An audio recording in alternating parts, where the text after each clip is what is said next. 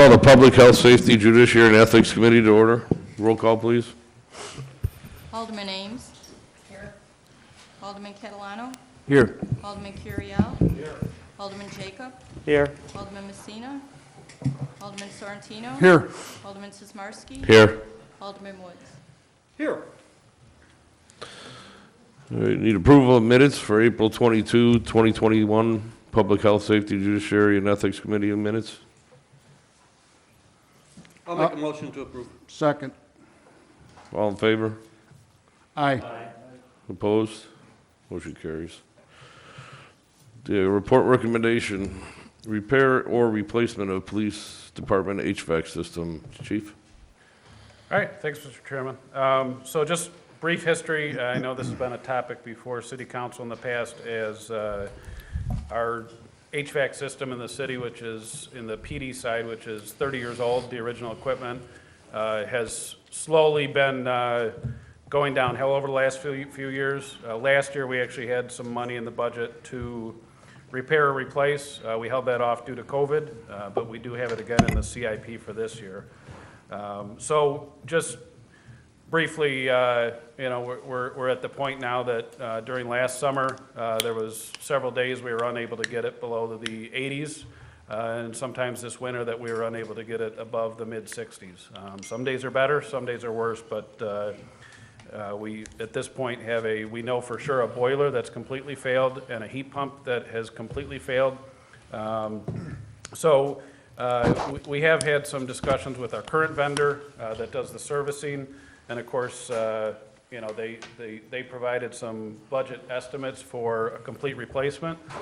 We also had a local vendor that does that type of work take a look at the system just to try and get some different opinions on it, and they recommended that there could be some rehab stuff. But what we thought was best is there's companies out there that are basically any energy service companies that will come in and do an independent evaluation at no cost to us, and staff would feel more comfortable that we use some type of independent company to make a recommendation to us rather than our current vendor or a local vendor. Just know that we have the expertise. So what we're looking to do is join into an agreement with one of these companies, one that's done local work with School District 7, CTS Group. They would, if the attorney has reviewed this type of agreement and said it would be okay for us to do. But what they would do is come in, we would sign an agreement to work with them on it and come up with some final recommendations. They would come up with several bid alternatives. A complete replacement that would include all the hydrostatic thermostats, which are old, combining the whole system. Not 100% sure if we need that, if everything else is working. So they would also come in and provide us some different levels of service. What do we need to have a good functioning operating system for the next 10 to 20 years? And what are need to have and what are like to haves, and then that would come back to City Council with those bid alternatives for a final decision on how to go forward. We did budget, I believe it was up to $500,000 for this fiscal year for this project. Obviously, if we can come in well below that, we would be looking to do that. But we would like to use a company like this to give us all our good alternatives, and they don't have a horse in the game as far as what level of replacement we do. They would be they would handle the bidding and give us a guaranteed price. There would be no change orders, and essentially we're saving on this on the front end of not having to hire our own engineering firm to come up with the specs and do everything, and then built into their price would be their administrative fee for operating the process. But there would be no financial commitment until we came back to full City Council with bid alternatives and then a final decision on what we want to go forward. So that's the overall version of it, and I'm sure there's several questions, but our recommendation is to go with CTS Group, obviously subject to attorney approval on the agreement with them, and then we would come back to City Council with price alternatives and hopefully get this project going later in the summer. Any questions? No? All right. Well, all right, I'll ask one. We can't let them get away without a question. Alderman Woods. Yeah, so, again, I heard you talk about, how this, or at least conceivably, will save us money, that we don't have to hire an engineer, but it doesn't seem that it really gets competitively bid, so I have a slight concern that it's kind of an inside monopoly on how this works out. I don't know if that's to the benefit of the city or not. I just don't know enough to make that. Sure. And I would say, I'm not saying that the overall project, it's going to be what it costs, wherever those costs come in. I would say it's probably going to be fairly competitive. This company is a part of the purchasing cooperative that does these type of things. And, so you having expertise in this type of field, and, if they come back with different alternatives, they would be here to present what we need and answer any questions. And if we don't feel it's a fair price, we have no obligation to go with them. We could, scrap the whole thing. We would not be out any money to them. We could go to our own bid and just do this project independently then. Okay, thank you. Any other questions? So you want a roll call on this one? Or I need a motion? I'll Yes, make the sorry. motion to go. Second. forward. Okay. All right, roll call?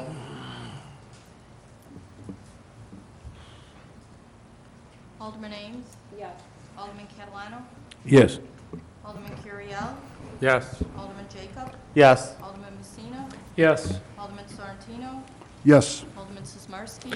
Yes, Alderman Woods. Yes. that passes. Any items to be considered for future meetings? There being none, I need a motion for adjournment. Motion. Second. Mr. Adjourn. Aye. I'd like to call the Public Works Committee to order. Please note that all are in attendance, including myself, Randy Messina. Good, Director Lang? Good. 1 minute, Chairman. Yes, please, I'm trying to get the Yeah, take your time. the presentation up. Randy, your minutes.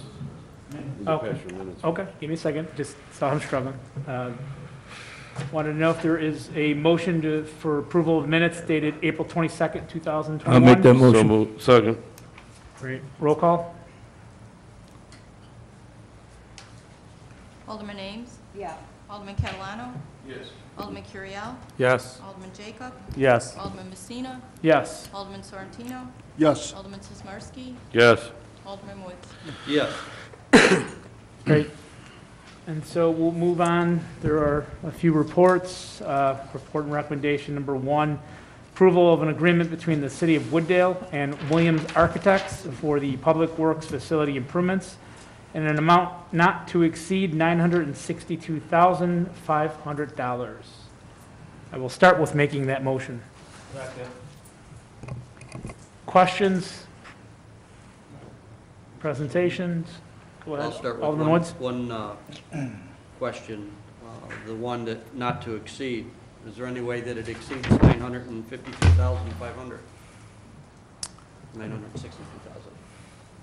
No, so that is the agreement for the Williams architect that they provided based on a percentage of the estimated budget, so we don't foresee it going over that amount. And if it pleases the chairman, I could just run through a quick presentation that will cover the first 2 agenda items that might address some questions that the committee has. Sure. Let's move forward. Go ahead. Thank you, Chairman. Good evening, everyone. Good evening. So I'm not going to go into too much depth in the background since we just discussed this at last month's meeting. Just generally speaking, this is, the culmination of many years of searching and planning and coordination between various departments of the city and their consultants, which culminated in the approval by the Public Works Committee at last month's meeting of the concept plan, which brought us to this next phase, which is the design, bidding, and construction of the overall project. So here you see the schedule that was presented to the committee at last month's meeting. I know it's kind of hard to see the months up at the top here, but it's projected to be phased over 2 fiscal years, commencing with approval by the city, which would initiate the design and pre-construction services phases.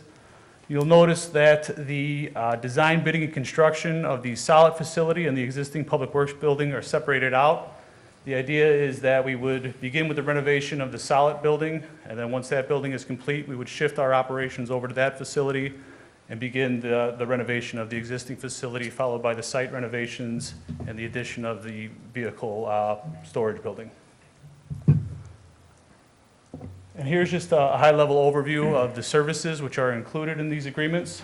You'll see the agreement with Williams Architects is obviously to develop the schematic design based on the conceptual plan that was approved at last month's meeting. They'll be overseeing permitting and governmental compliance. They'll offer bid assistance. They will evaluate the construction manager's guaranteed maximum price, which we'll get into more in a few minutes, as well as certifying their payment requests. They'll also provide value engineering. During construction, they'll evaluate the work to ensure that it's in accordance with the plans and specifications. And included in this agreement is also the additional services by their subconsultants, such as the civil engineer and the mechanical engineer. Frederick Quinn would act as construction manager. Basically, their services are split into pre-construction and construction services. During the design phase, they would review the design for durability, cost, phasing, logistics, sustainability, and maintainability issues. They would also offer bidding assistance and trade contractor procurement. And then once construction begins, they would provide field supervision, site general conditions, such as maintaining a job site trailer, temporary utilities, things of that nature. They would assist with site logistics, quality schedule, project closeout, and post-occupancy warranty as well. Both of these firms were selected based on their familiarity with the needs of the city, as well as their proven track record of completing similar projects for other municipalities, as well as their strong working relationship between the two firms. Is there any questions related to the services in these agreements that we would like to have the consultants themselves answer? You may answer it. I'll wait till the end. Okay, I'll continue then. Now the fun part, how we plan to pay for it. So you'll see, if you recall, back in the January meeting for the CIP, we budgeted $800,000 for design services during fiscal year '22. And you might be looking at those numbers that are in your packet and wondering how we're going to accomplish that. Basically, it has to do with the way the agreements are structured, just based on the nature of these types of projects. So approval of the agreement with Frederick Quinn Construction would initiate only the pre-construction services, which is a fixed fee of $20,000. That takes us through the design phase, basically to the end of the year, November, December, until we're ready for bidding and construction. Once bids are received and the contract is awarded, FQC provides an amendment with the guaranteed maximum price that they will charge for their services. And the majority of these fees related to construction would be incurred in fiscal year 2023. Williams is just the opposite. The majority of this year's budget will go to their design work. And then as construction begins, their workload will taper off as they provide, civil oversight services. Moving into financing, we originally intended, as this project is located within the TIF district, that we may be able to phase it out over several fiscal years and pay as we go with cash from the TIF funding. However, with many proposed projects and the TIF expected to come online all at around the same time, that just seems to be unrealistic at this point. So I'm going to throw it over to Brad now, since this is right in his wheelhouse, and he can discuss a little more about revenue streams for this project. Thanks. In English. Director Wilson.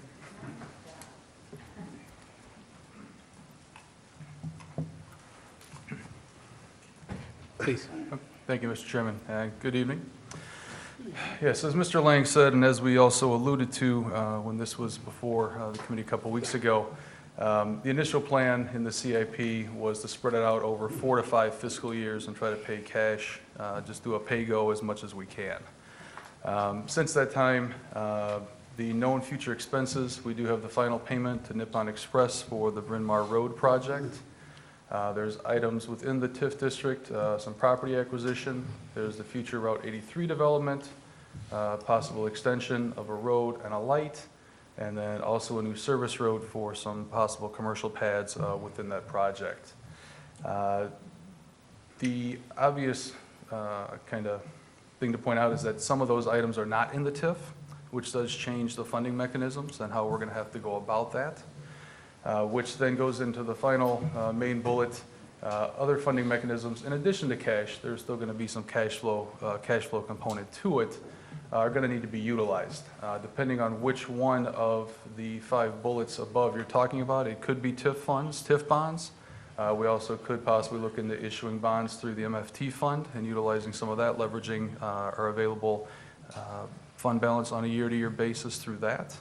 We do have the TIF line of credit through Wintrust that we could still tap into. That would need to be paid back, but in the short term, that could possibly help bridge some of these expenses in the short term. And then also out there is the possibility of a new TIF for that Route 83 portion, which would then kind of change the dynamics of how that's funded. Because currently, the funding mechanism is probably for the expenses outside of the TIF, 75% TIF possibly, and then 25% non-TIF possibly. All that's dependent upon the impact of the TIF that would have to be analyzed, and then also what the attorneys say we can actually do. So if you add all of those up, you're looking at, give or take, $21 million estimated. The TIF fund right now, just TIF 1, spinning off between $2.5 and $3 million a year. So simple math, that puts that at 7 years. I think when we were talking about this a couple weeks ago, the council had indicated they wanted to be a little more aggressive with getting some of these projects done in a more timely manner. And so that's kind of the crossroads where we're at. We had put 5 years in the CIP for this project. The Gantt chart that Mr. Lang showed you 2 slides ago had 2 years. Disconnect there, funding disconnect. And then also the Route 83 stuff's looking at about $10 million for all of that. That's a funding gap as well. So that's what leads to the bottom point. Bond issues, TIF, MFT, the line of credit, possibly a new TIF, and then there is obviously going to be some cash flowing through there. But you can kind of see pretty simple math, $21 million in expenses, at most $3 million a year.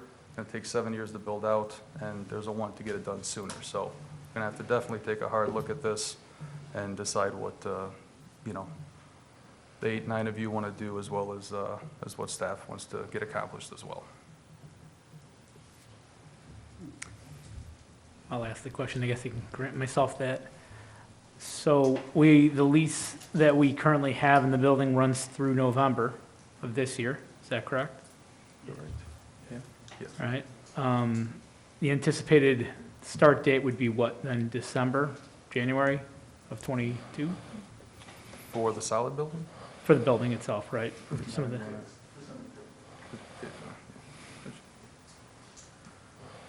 Yes, presuming the design is completed by November with approval by the city and bidding and procurement and all that is accomplished in that timeframe, December 1st would be the available start date. thank you. Any more, directors, either? I don't have anything. Yeah, that was the last slide, so I'm available to answer any questions. We also have our consultants here from Fred Quinn or Williams Architects, if you have any more detailed questions. So we have a motion, we have a second on the floor. Questions? Alderman Catalano? Yeah, my question is, in the design, are we going to put any charging stations in our building for future, for future use? Not for the utility vehicles, but for the regular vehicles? We can address that? Sure. Director Lang? Yeah, so green initiatives like that are something that we consider over the design process, and if it seems more plausible or practical to put them in beginning or leave the infrastructure there for future addition, then we'll explore those opportunities during the design phase. Okay, thanks. Any other questions? Alderman Woods? Yeah, in reading, and I wasn't able to get through both contracts completely with my highlighter, but there's a lot of moving pieces here, and at least for me, I don't feel that I had all the information that allows me to make the decision to, okay, almost $1.8 million in fees this evening. I think we can get there. I'm going to need to get a few more documents from staff, probably. But there's a lot of questions.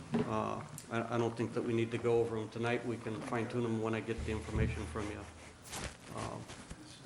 to approve it. But Yeah, committee, yeah. Chairman?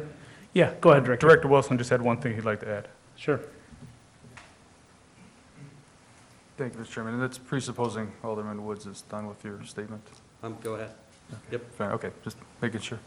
Yeah, just wanted to point out that depending on the outcome tonight, presupposing these get approved at this meeting or in the next couple of weeks, depending on your questions, whatnot, we would then come back at a future Finance and Administration Committee meeting, kind of with some of the menu of the funding options that was on that slide up there, to kind of try to drill down on that a little bit, then work through that, so.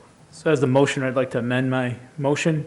I'd like to make that motion subject to attorney review and financing secured. Does the seconder agree? Agreed. Okay. So we have a motion, we have a second. City Manager Murmas, questions? Anybody up on the dais, any additional questions? Sure, Alderman Sorrentino? Yeah, mine's more of a comment than a question. The two organizations that are doing this work have a stellar reputation within the city of Wooddale, and moving forward, that's only going to stay the same and/or get better. So we're making a great decision with the people that are with us and will stay with us. So I'm happy with both organizations. Thank you. Director Wilson, do you have a response to that, or just a general comment? Just, I guess, clarity or point of order on the motion. Sure. Because you had added, I forget what your phraseology was, but securing the financing or something to that effect? Or determining which financing option we'd go with, I guess? Yeah, so we're just, from a staff perspective, just making sure, like, are we going to not approve these until we have that conversation? Or, I guess, just trying to get the timing down. Because to cover these, and again, as Mr. Lang pointed out, they're all not going to be incurred this year. The funding would be available through the TIF increment this year Okay, to pay for so those just subject to expenses. attorney review should be sufficient, I- unless Yeah, I think that would somebody be objects? preferred, because I think, Okay. yeah. Okay, so does a formal amendment need to be made beyond? Basically, my motion's amended to just include subject to attorney review. As long as it's Motioner agree? Yep. Okay. Alderman Sizmarsky? Yeah, are we doing this, the Director Lang read off both 1 and 2. Right, Is so this- separate. Are we combining these or just voting on both, or? Separate. That's what I wanna know. We will discuss both, right, You're so, gonna do the motion for both the same way?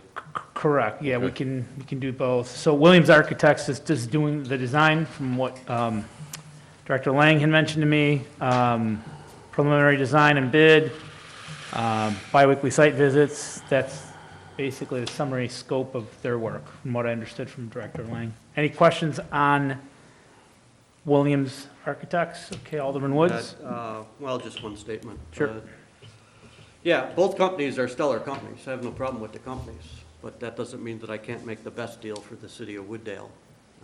And we just need a little more information to be able to decipher what that is.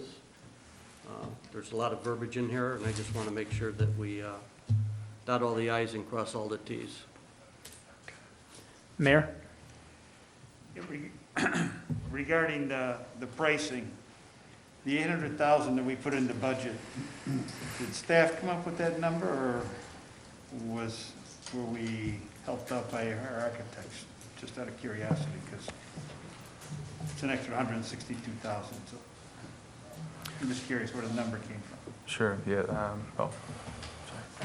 Sure. Thank Director you, Mr. Wilson? Chairman, yeah. That number was our best estimate based upon what we had thought the cost of the building would be at the time and what their services would cost.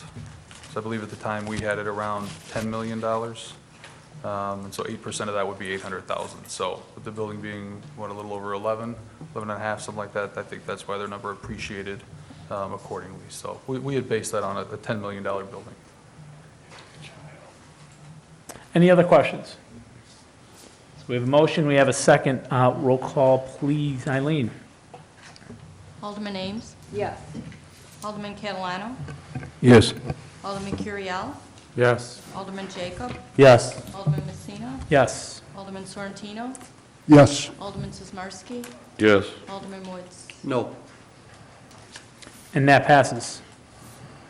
Second item is attached to item 1. We obviously have had the presentation, but it's an approval of an agreement between the City of Wooddale and FQC, known as Fred Quinn Construction, Management for the Public Works Facility Improvements in an amount not to exceed $821,855. I'll make that motion with attorney approval. Do I have a second? Second. All right, we have a motion, we have a second. I'll start with the first comment. From what I'm understanding, and hopefully Director Lang can keep me honest, FQC will, once started, essentially do the construction oversight. What we're approving tonight would allow us to get the pre-construction services completed. Is that correct? Correct, yeah. So the approval tonight, and then presumably next week at council would initiate the pre-construction services, like I mentioned, that fixed fee of $20,000. Then once we are ready to bid and award the construction contracts, they provide us a guaranteed maximum price, which is based off a percentage of that total construction cost and a fixed fee for general site services throughout the construction process. And just to keep me honest, they also are going to be helping Williams Architects with the pre-design and the design build as well. Correct. They'll offer cost estimating, constructability review, phasing, and logistics during the design. Is that part of this 821 that we're approving tonight? Correct. That's the pre-construction services. Okay. So we have a motion, we have a second. Questions? Mayor? No. Okay. Mr. Morris? Just for some clarity with this item and the previous item, is it the intent of the council that they, for the time needed, would we like to bring this and advance this to council on May 20th next week, or the June 3rd council meeting in 3 weeks? Is there a desire for either meeting from the council? Because the extra 2 weeks, I don't think would have a huge impact if we need more time to review the documents. And then we are planning on bringing the financial component discussion to committee in June, on June 10th. But that's kind of separate from this anyway. But just wondering if we're going to end up tabling this at the council meeting next week anyway, if we just want to move it to the first meeting in June. So, City Manager Murmas, what's your recommendation? It all depends on how interested you guys are in these documents or how many questions you have. If you think you can get them all answered within the next week, we might as well get it done next Thursday. If there's some hesitation and everybody feels more comfortable, I don't think June 3rd is that much of a problem. So it's really your preference. I just don't want to put it on the agenda and then we table it anyway. Right. Alderman Woods? Yeah, being the guy that probably has the most questions and this requesting the documents, I don't see any reason that we can't get this done next week. Okay. So assuming that you get me some documents, right? Okay, and then we'll have a lengthier finance discussion on the overall project on that first Right. committee in June. On June 10th. Yes, correct. Right. Mayor? Right, and when you're talking about the financing, you're talking about not just this building, you're talking about everything in the TIF that's included. That's a whole different. City Manager Murmas? It's a very macro level. Right. All of the projects we have that we've been talking about for quite some time, we've gotten to a point where we need to have in-depth conversations on June 10th. Just wanted to clear that up. Any other questions? We have a motion, we have a second.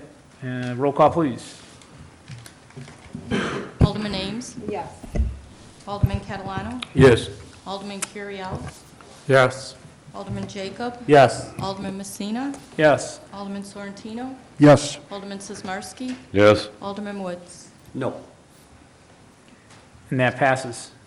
So, third item, approval of an agreement between the City of Wooddale and RJN Group for the fiscal year 2022 infiltration and inflow project in an amount not to exceed $119,890. Director Lang. Thank you, Chairman. We actually have Mike Young from RJN here who's going to give a brief presentation on what has been covered in the current study area over the last year and what we have looking forward to the next year. Great. Mr. Young?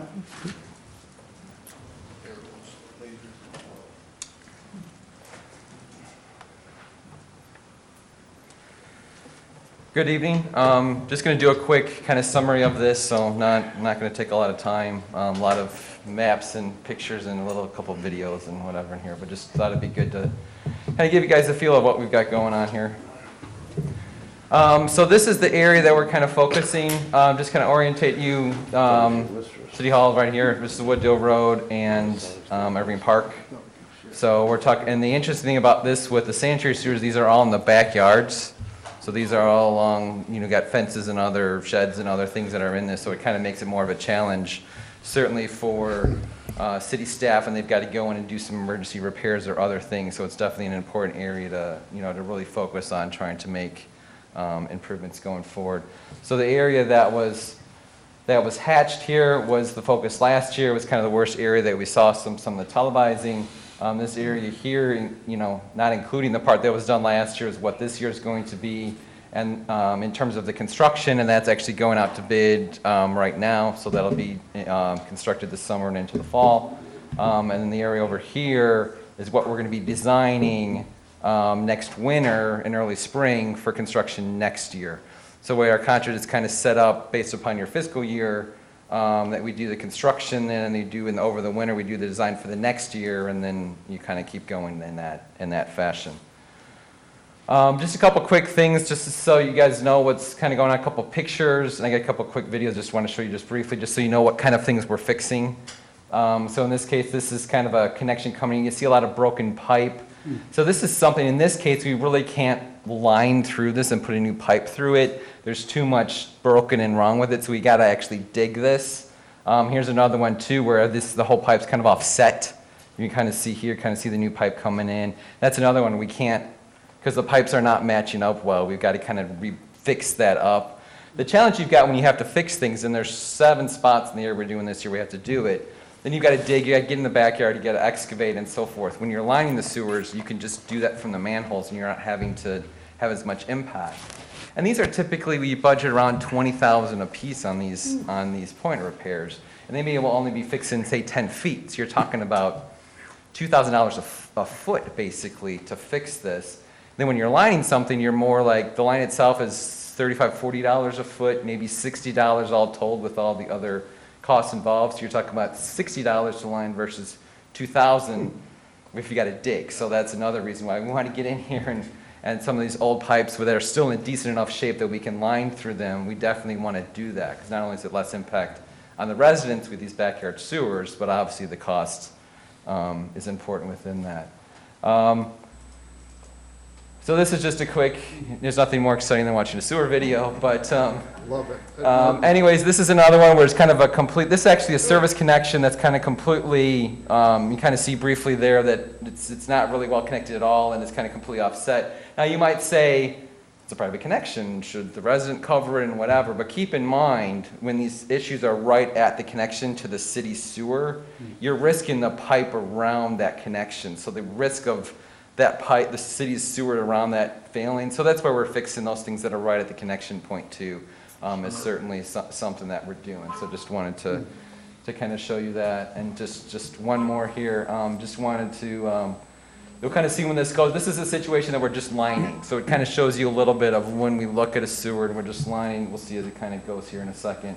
You can see some cracks and some other things that we want to fix, but the pipe is still basically there. It's still pretty round. It's still there. So basically the liner goes in and kind of makes a new pipe inside the old pipe is basically what it does. And again, you can do that right from the manhole, and it's kind of completely trenchless construction. But those are the main things. We got some other fixing the connections tying into. So just want to give you a quick feel of what kind of things we're looking at and doing that. Just real quick, as an example, this is kind of one of the corners. There's multiple sheets to this, and I'm just showing you briefly. You don't worry about the details on this, but these lines here, these are all ones that we're all lining. In this case, this area, there's one point repair here that we call Catalpa 1, because it comes off of, that's how they access it. But the rest of these are all things that we're just lining, kind of fixing the connection points. So again, those are much lower cost. So again, that's where we're trying to go in and kind of fix those going forward. And then just one final thing, this is kind of the area we just talked about that is being done, either was done last year, is being done this year, being done next year in the middle. And then there's a little bit more of it kind of around it. We're working on televising. We're also going to get some televising bids to finish televising the rest of the area around it, because we expect to see some of the same issues. Mr. Young, do you mind if I interrupt you for a quick second? Yeah, actually I'm done anyway. So. Okay. It's hard for me to at least see that, but I believe, is that Ward 4, Director Lang? Okay. Mayor? I have a question. So as you're going through the pipe there and you see the cracks up on top, right? So eventually those are caving in. Now, this liner that's going in, it's not that thick. Is it going to support as this thing is caving? What's to prevent this liner from just cracking? Yeah, the liners are actually fairly thick, and they've got kind of a resin, so they kind of invert them. It's kind of an inverted sock kind of a thing, but they do harden into a PVC liner that's actually fairly thick, and it's structural, so it will support that. If you get deeper, there's more risks of truck loading or other things. Like if you're going under a street, you can make them even thicker if there's bigger risks of having that. So we certainly take that into account of what are the risk of loading on it that could crush the pipe. You have a follow-up But there? they generally last 50 years or so. It's kind of been, I mean, there's been stuff done with this lining back in the 80s. We don't know for sure because it's kind of in the 80s or 90s is when it first kind of started with doing these lining things. But generally, that's the expected life is about 50 years that you add to it. Mayor's So yeah, follow-up? my follow-up was going to be, so what is the life expectancy of the liner? And you're saying about 50 years, could be 45, could be 55. Mr. Young? And, Okay. Sorry. and as far as the cost, you already said per foot, 2,000 versus. Yeah, I mean, for a liner, it depends a little bit on the size, but your typical sewers are 8, 10 inch, something like that, your local sewers, and that's usually around $35, $40 for the liner itself, and then there's obviously other costs that the contractor has, so it's about $60 all told per foot. Anything else, Mayor? Any follow-ups? No, that's it. Okay, Mr. Young, we have a few more questions for you. Alderman Jacob, and then we'll go to Woods. When, at the connection points where you said, where the resident, where it's the connection for the resident, is the resident, do they have to sign any I mean, what if there's any damage to their part of the pipe? I mean, Mr. Young? does the city fix that then, or do they have to sign a waiver, or how does that work? Yeah, if there's, especially because on these things where we're doing the point repairs, the contractor will fix until they get to solid pipe. They'll just kind of fix that as part of it. As long as it's not significant, like 20 feet or something like that, if it's a couple of feet, it's incidental to their price for that point repair. Obviously, if it's significantly more, that they've got to incur a lot more costs, there'll be some other things with it. But they always make sure that they tie into a solid, secure piece of pipe. And the other thing that we do too is obviously with these, one of the things that's part of our contract as well is the construction services we provide there. And one of the key things, obviously the main thing is making sure the contractors do what they're supposed to do. But in this case, because of all the backyard sewers, that coordination with the residents is really important. The other thing that we do is making sure that we do pre-televising of the surface. So like fences or other things that are there to making sure that there's an agreement, so there's not a disagreement between the contractor and the resident of what was there, what was there before, what were the existing conditions, and making sure that it's restored to that level. That's fair for both the contractor, that they're not fixing something that was bad before, but also that the residents not, getting restoration and not being put in a worse spot from that as well. You have a follow-up? Yeah, and this may be a question for Director Lang, but who is actually responsible to talk to the resident in advance? Is that RJN, or is it the city, or the attorney, or who actually lets them know that we're going to be doing this work? Mr. Young?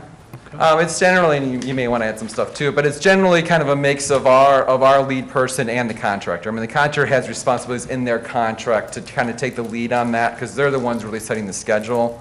But we make sure all that communication happens with them. And then the city, we inform the city of what kind of our plans are, and if they need to get involved, we get them involved. But generally, that's something that's handled between us and the contractor, if we can. Any other questions? Peter? No, unless Director Lang has anything to add to that.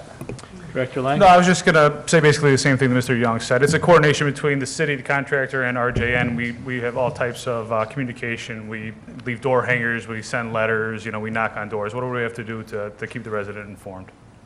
Great. Good. Alderman Woods? Thank you.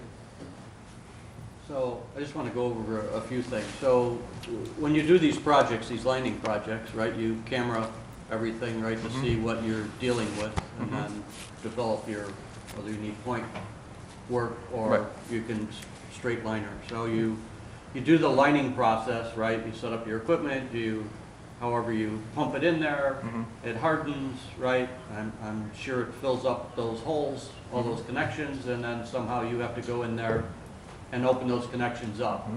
Can you briefly explain to me how that's done? So generally, the way the liners work when they go in, and again, it's an inverted socket, and it's not a great analogy, but it's probably the closest thing to it. And what happens with when that kind of goes through, there's a little dimple, so they can kind of see where those connections are, because it kind of dimples in a little, because there's obviously a pipe there, so it kind of, as it's kind of pressured out, it kind of gets a little bit of a curve to it, and they know then that's where the connection point.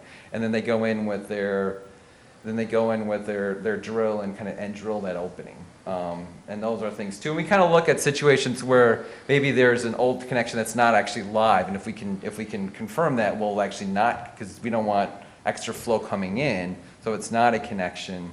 We want to know that, but they always make sure they open them all up unless we know for sure it's not, that we shouldn't. But that's part of it. And then they do televise afterwards.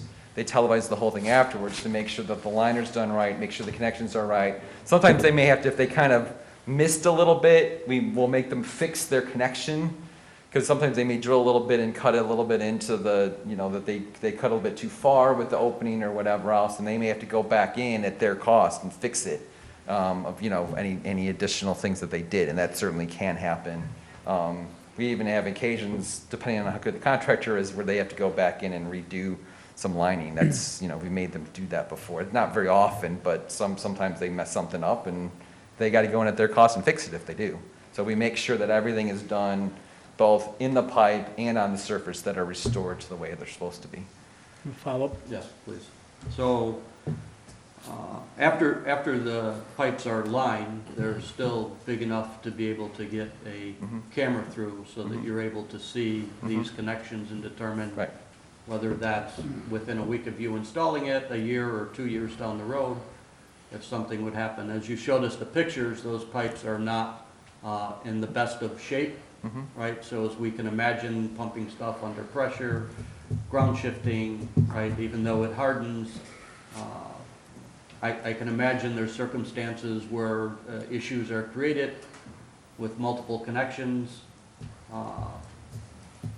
different expansion, contraction, shifting, road loads, all those things. How are those dealt with? And I'm not going to mention, but I'm talking about a specific project. Alan's in the back making sure that he can jump up when needed. I'm just trying to get a general understanding of how this works, and is there any issues with those connections, especially given the pictures that you showed in general, because they aren't necessarily a full mechanical connection as it would be in a new piping system. They're, for lack of a better term, sometimes haphazardly put together, and that lining in there is the only thing holding it together afterwards, and a couple pieces of those pipes start to crack or give, I can imagine that connection also giving.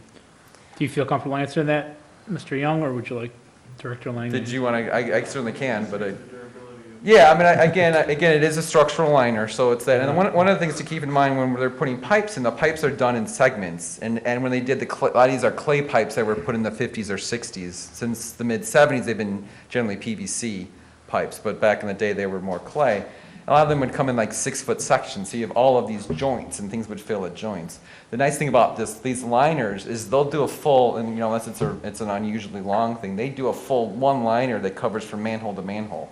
So it's one pipe basically that whole way, which obviously when you're putting new pipe in the ground, you can't have a pipe that's 200 feet long, generally, because you're going to put it on a truck or whatever else. But it's not rigid when it comes to the site.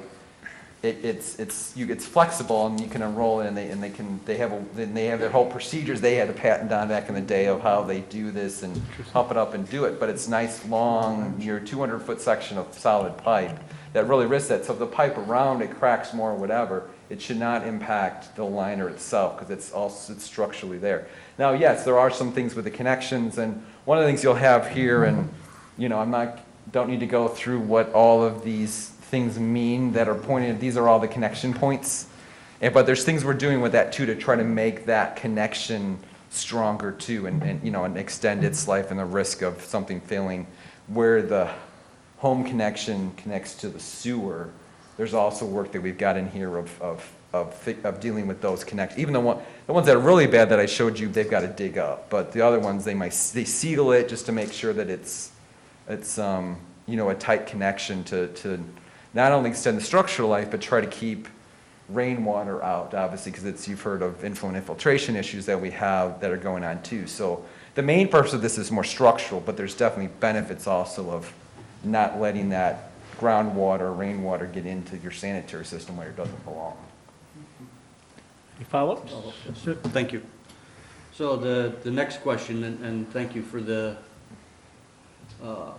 picture of how that's done, one long pipe, that sounds great, except for those pipes in the ground, those 6-foot segments that were put together and laying there aren't all necessarily lining straight and in the same plane. So what I'm saying is if something has a belly in it or has a couple little jogs in it, how do you deal with that, or the lining system deal with that? You can have situations where there is a sag. If the sag's really bad, sometimes we'll recommend a point and repair at that location because there's certainly risk of settlement in there. Occasionally you may, you know, I certainly think, and you may be able to add to this, where if you know sags in your system, you need to get flushed more often by city crews. In this case, we look at that and we don't see anything, you know, significant. There's a little bit where it's a couple inches, it's really not going to have an impact. But obviously, if it's half the pipe that sags down, you got a low point where the water kind of sits and debris can collect and start to restrict that. That does become an issue. And then either, there's not really a way to line, because the liner can't raise that up. It kind of adheres to the pipe, but it doesn't raise that up. So if it's really bad, you've just got to fix it. Unfortunately, that's the only way to really do it. Or if it's bad enough, then we just, you know, let's put this on the watch list and may televise it a little bit more often or clean it a little bit more often, because you know, there is a little bit more of a risk there. But generally, I don't think we had any areas that we're looking at now where that was an issue. One last. So, and speaking to the dips or bellies in the pipe and what's acceptable and not, is half the diameter of the pipe, are we saying that's kind of the line of acceptability? That's generally, you know, a rough rule of thumb. Sometimes it depends on how many homes are connected upstream of it. You know, if it's like a top end where you only have like a half a block upstream, you're okay. You know, then you're more okay with something that's restricted a little bit more because it's not as much flow that's coming in. If you're serving, you know, 300 homes upstream of it, then you may be, hey, if we don't have our full capacity here, it's a bigger issue. So something we'll take that into account as well. But generally, that half pipe is kind of a rough rule of thumb. Okay. Thanks, Mr. Young. Thank you. Any other questions? Alderman Sismarski? You know, barring no major problems with those pipes, what are you looking at for a finishing timeline? Mr. Young?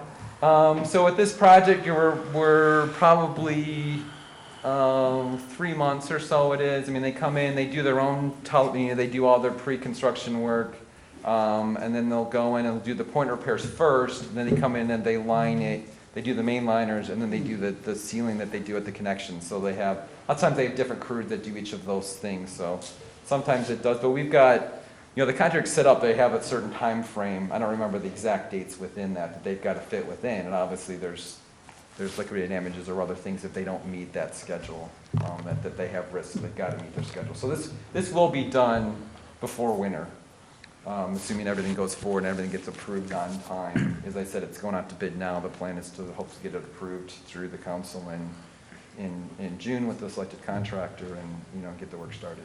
Any follow-up, Alderman Sismarski? No. Mayor? Yeah, earlier you mentioned a lot of sheds and things in the way. So I know when we do road projects, they take a lot of photos of driveways and things like this. So I would imagine same thing happens here, right? Okay, good. And then just a question that I thought of. So 45, 50 years, whatever, then after that, you can line it again, or that's when it has to be? Mr. Young? Yeah, certainly that could be the case, or maybe lined again. This is a little bit more speculation than true engineering, so let me say that before I say it, if I predict things to be 45 years from now or whatever. My general feeling is there'll be some spots where you may need to just fix some spot. You may still be doing new trenchless options, not to mention the construction techniques that have been coming out. There'll be a new thing that they'll be doing, and they may be able to just, trenchlessly put in a new pipe or whatever else that, their ability to do trenchless piping work just in the last 10 years alone has advanced significantly. So I think there's likely to be some really good options going forward with that. Follow-up? Yeah, and the reason I'm asking, I'm just curious, because like, when we were replacing water mains, the old water main stays in the ground, and the new one, at some point, they're gonna run out of space. I'm just Right. curious. Mr. Young? Well, and again, that's the advantage of the fact that the liner, because you're not doing that. You still have the old pipe around it, but it holds it, so you're not taking more Right. space in the backyards in the right of way or wherever it is. All right, thank you. All right. Any other questions? Sure, Alderman.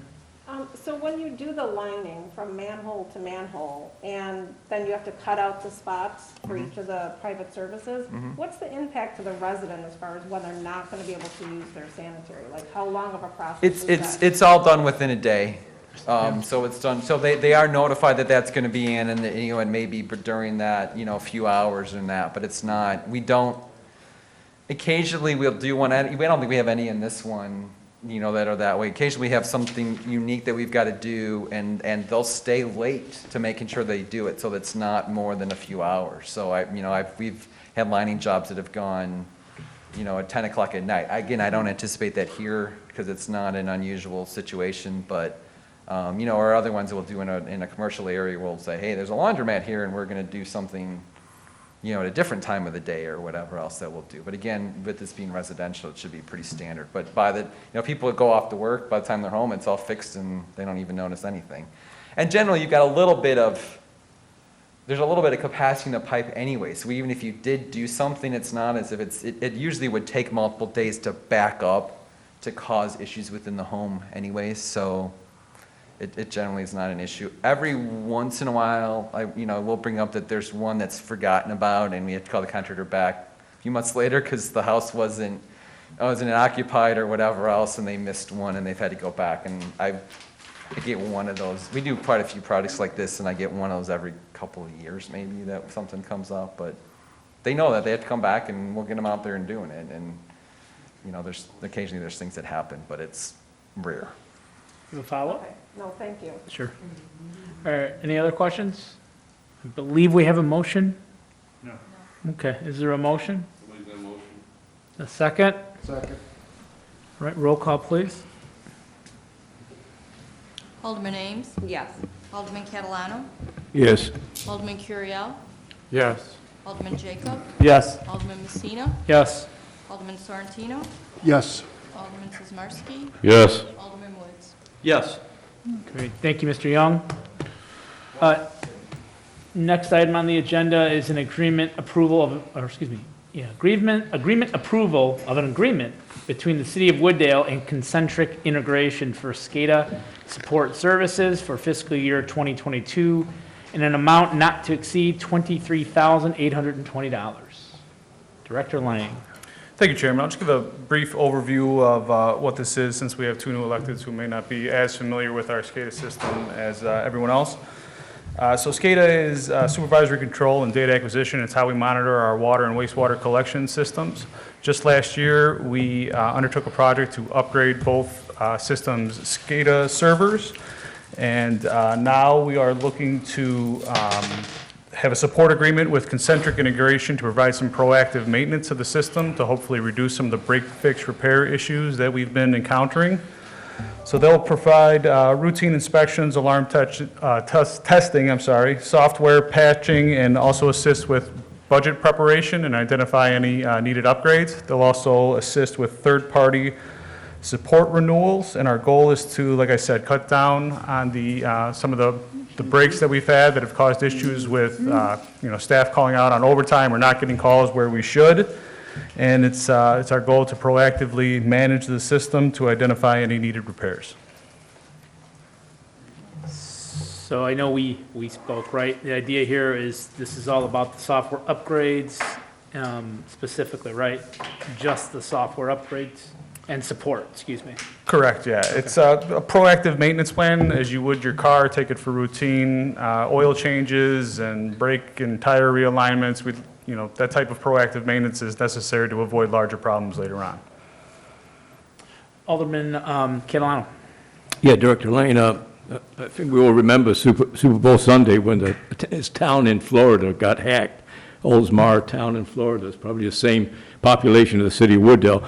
And I guess the hackers tried to contaminate the city water supply. What kind of firewall do we have as a city of Wooddale? Director Lang. I do remember that very well because that was right when we first got the proposal from SCADA to undertake this project.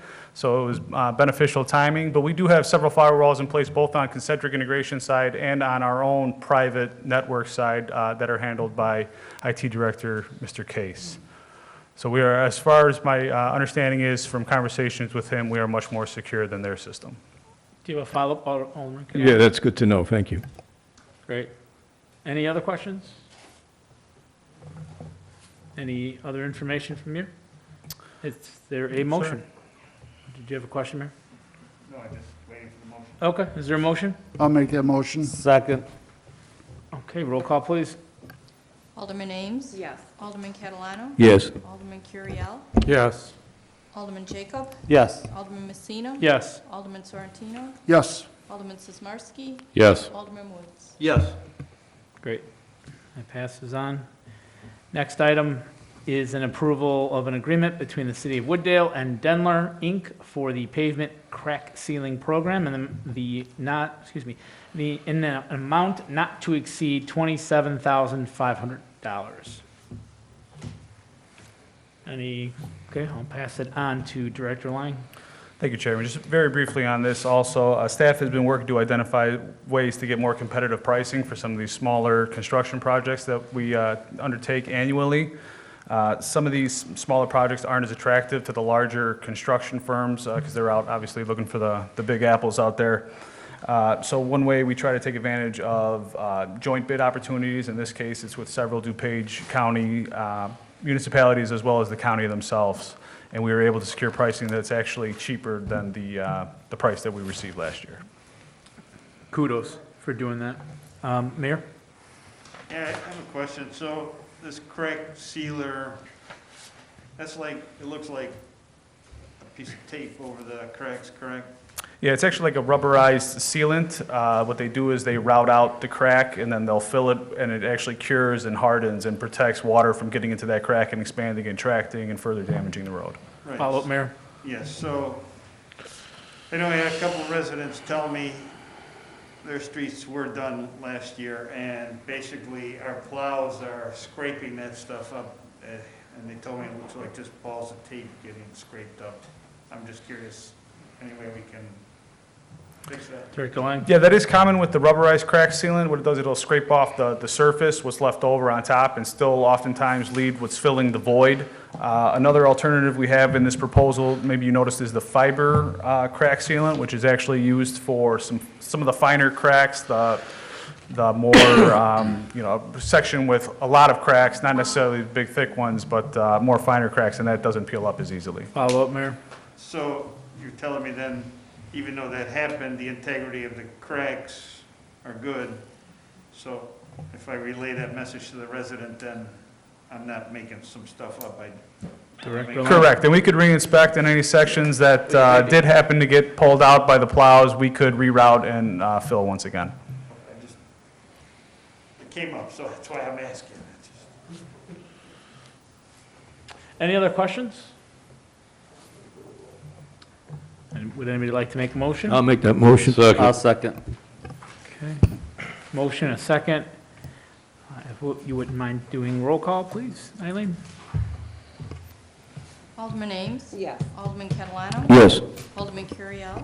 Yes. Alderman Jacob. Yes. Alderman Messina. Yes. Alderman Sorrentino. Yes. Alderman Sismarski. Yes. Alderman Woods. Yes. Great. That passes. Items to be considered at future meetings. Patching program, June 10th. Sump pump program, June 10th. Streetlight revised policy, summer of 2021.